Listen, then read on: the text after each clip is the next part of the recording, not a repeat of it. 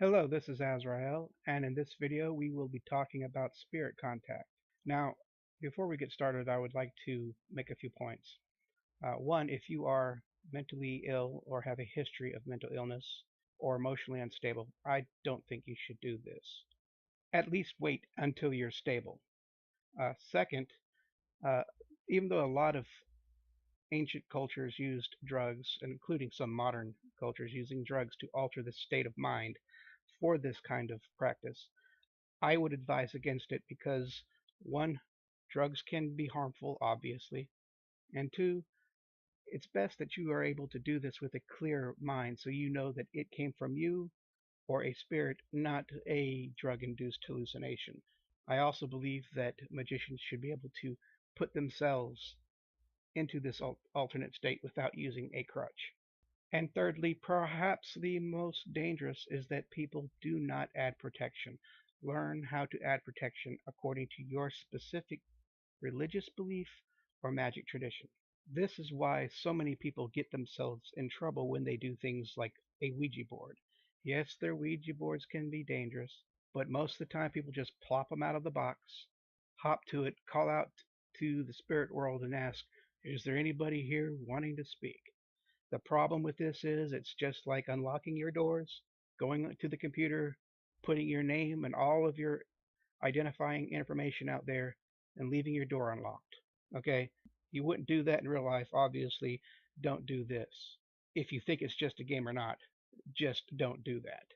When you try to contact a spirit, it is very important that you know what kind of spirit you're summoning, the name of the spirit you're summoning. If you're summoning the spirit of a dead person, it's best that you don't summon the spirit of someone who you do not know. If you want to talk to Elvis Presley, probably you should just wait until you cross over yourself. You should not try to contact spirits, in my opinion, for safety reasons, unless you know them. It is also very important that you know the name of the spirit and all that you can try to find out about the spirit before you try to make contact. That way, it will be easier to cross reference information because you knew that person in this life.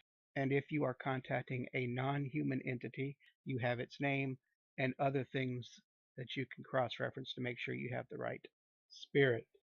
Okay, some of these skills you will need in order to be able to summon spirits will be learning how to scry, learning how to go into meditative states, and to a lesser extent, even astral travel, depending on what kind of method you will be using to talk to the spirit. For example, one of my favorite ones is summoning the spirit into a mirror to converse with it. If you don't know how to scry, you might go through the rituals. You might even summon the spirit, but you won't be able to see the spirit, which also leads to this another cautionary warning. When you summon a spirit, if you do not see anything, that does not mean it didn't happen. So it is very important that you close the ritual and you add protection again and banish to send it away. It's very important because a lot of problems, again, people open up that door, they don't close it, and they don't push what came back into that door before they close it. And that's the problem that most people have when they use something like a Ouija board. They just hop on it, no protection. They call out whatever answers. It could be a demon, it could be a benevolent spirit, and and then when they don't get no answer, or if they do get an answer, they often just say goodbye, and they don't add protection, and they don't cleanse the area, they don't banish the spirit. They just say goodbye.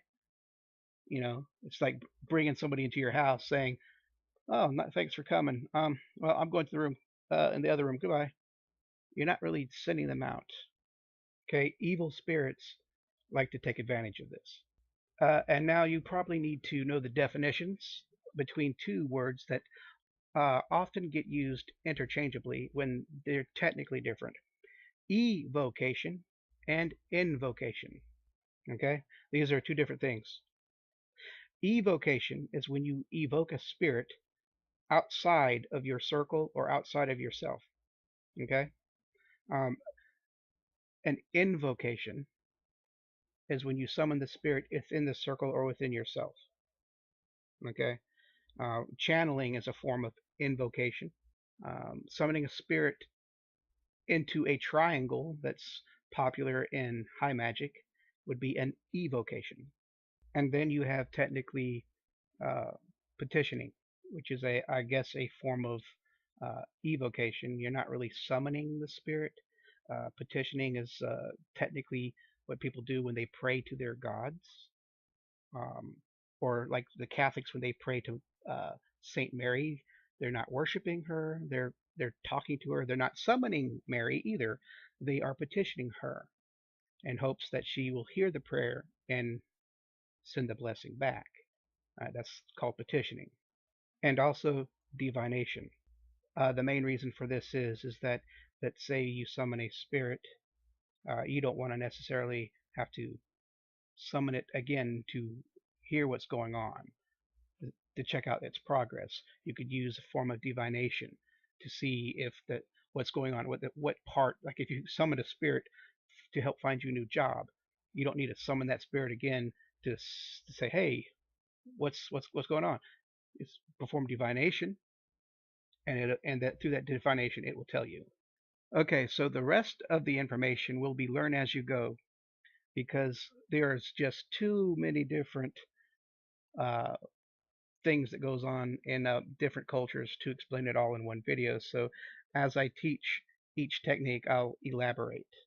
Uh, just as long as we got the universal laws or little universal truths that help keep you protected, you got to know those because that's in every tradition. Okay, so with this technique, we will be summoning the spirit of a past loved one in a cemetery. And if it's not in the cemetery, say your past loved one is cremated and you have access to the urn, you could substitute the headstone for the urn. Okay, so what you are going to need, you're going to need 2 candles, a stick, a broom, or a staff, whatever one you like to use. You'll also need some wine or liquor. Some of the traditional liquors are that are used in this kind of stuff is rum, vodka, and also wine. You can use wine, and you can use beers, but the two ones that I like to use when I'm using liquor is rum, and when I'm using beer or wine, I always choose wine over the beer, unless I know for a fact that the spirit I'm summoning had a specific favorite. So we are going to go behind the tombstone and draw a circle. This is where the spirit will be summoned. When you perform your conjuration, you will be telling the spirit to appear there. Cast your circle according to your tradition, but the grave site, the tombstone, and the person buried in the ground should be within your circle, but the circle where the spirit will appear will be outside your circle. Okay? Now you light 2 of the candles. Best colors are white or black. I like to use white. You set the candles on each side of the tombstone, one to the left, one to the right. Again, you add protection or cleanse the area, cast your circle, uh, even if it's just simply walking around in a circle, usually about 9 feet wide, all the way around. Stand in the center, just about where that person's feet should be that's buried. You will call their name 3 times. Walk up to the headstone and use your broom or staff or stick you have and tap the headstone at the top 3 times, and then again call their name 3 times. That is where you pour a little offering of the liquor or alcohol. Now, with this tradition, going to stop right here. The tapping on the tombstone with the stick or the broom or the staff is basically an old way of, knock knock, I'm home, knock knock, hello. You're getting the attention of the spirit. Okay. The alcohol is uh, a gift. Ever since ancient times, spirits have always been associated with the spirits of alcohol. It was probably because it derived from sugar, and sugar is also a traditional gift to offer the dead. But doesn't matter. Different traditions have different opinions, but it works. All right. So after you pour the alcohol, you turn clockwise about face. Turn around clockwise and walk back to the center of the circle, and you will turn back around clockwise. Then this is where you add your conjuration. You will want to either petition your deity, petition the deity of the person who the deceased one worshipped, or you don't have to petition a deity. You don't even have to petition a deity at all. This just helps if you know the name of your guardian, spirit guardian, or spirit guide. They might help you in making this contact. But if not, you could just state your intent. You could say, I, so and so, Azrael, hereby summon, say their name, say your relationship with the person, if you're related, and if not, just state that you mean no ill intent and mean no disrespect, but request their presence. And to request their presence within the circle outside of your circle. Then you say their name 3 times again. Then you pour some more alcohol.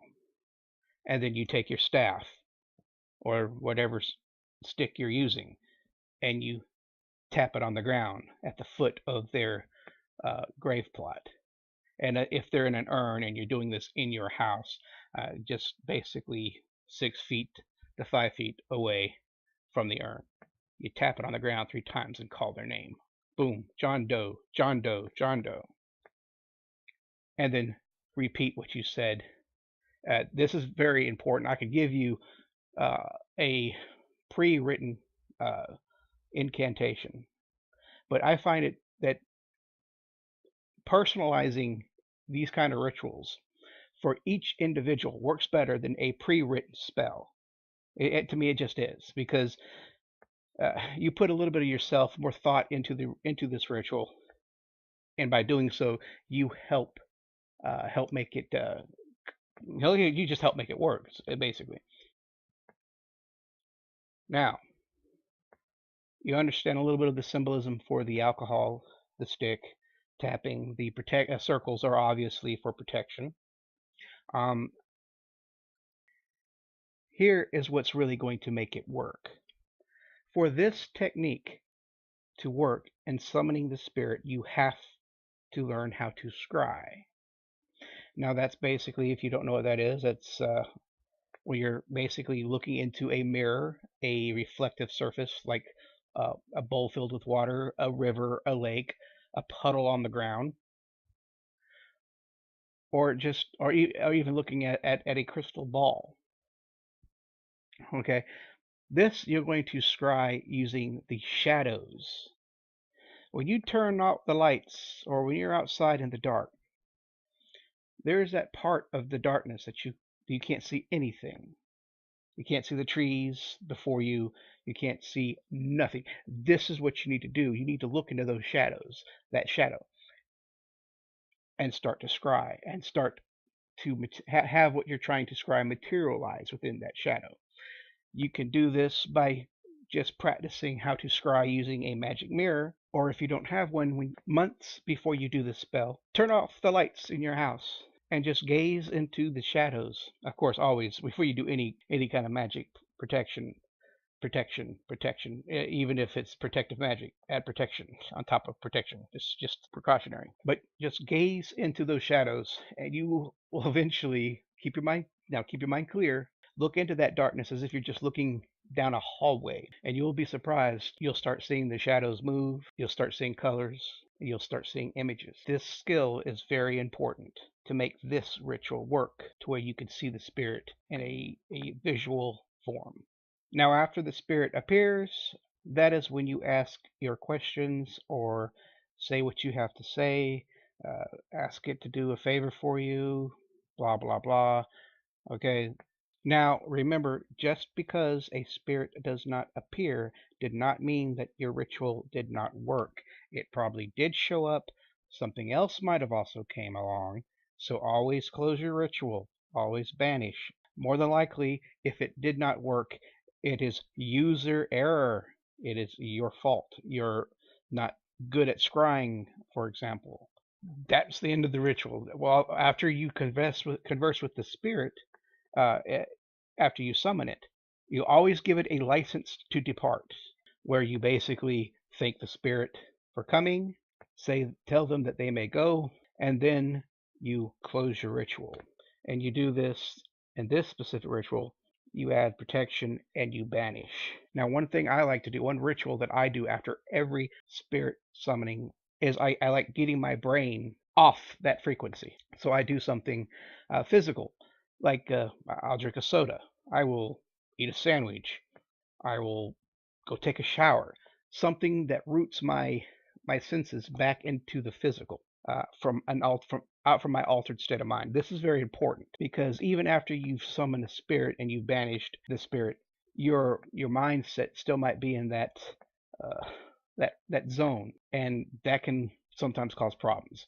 You have spirits around you all the time. Even after you perform banishings, they sometimes will come back, or other spirits are just passing through. You don't want to be cut off guard and have something standing in your room when you didn't summon it and it scares you. So it's very important that after you perform a spirit summoning, to ground yourself back into reality and pull yourself away from this topic. Now, thank you for listening, and if you like some of my tutorials, like and subscribe. Give me some requests if you'd like. Thank you.